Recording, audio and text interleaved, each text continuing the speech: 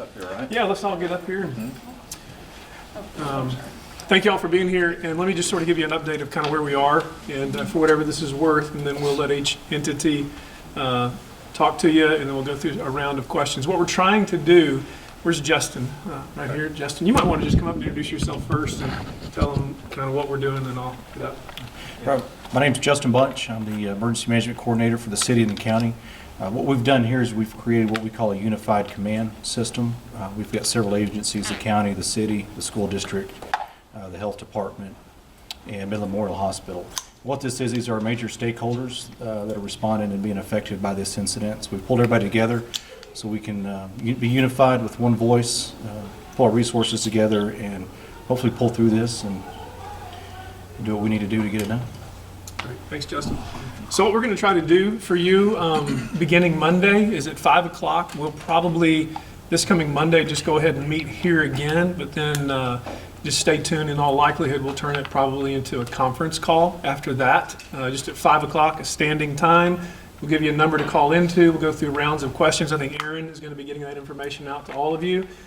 Because what we want to try to do is just give you a daily, consistent update from every entity and every stakeholder, so you don't have to wonder, do I need to call the school? Do I need to call the city? Do I need to call the hospital? Do I need to call the county?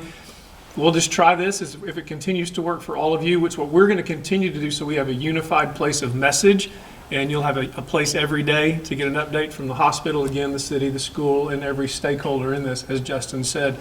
So I'll simply begin, not because of importance of order, but because I was the first one up here. Just a City of Midland update.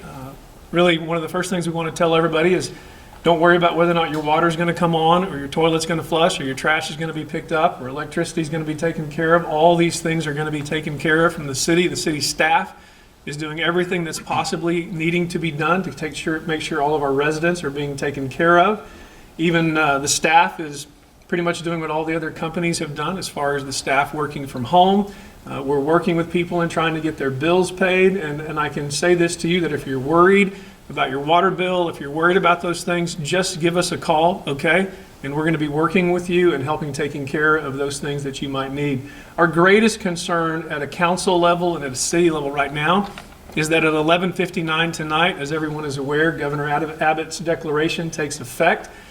And although we're not going to be driving around town looking for people who are in violation of the edicts that Governor Abbott gave us as a state, we still are asking each and every Midlander, and I think we're speaking for everybody in the Permian Basin, although we understand how hard this is, although we understand how difficult this is, and if I could just even pause on that just a minute, I think every one of us might have even woken up this morning and thought, okay, have I been dreaming this? And the reality is you're not. We're all going through it.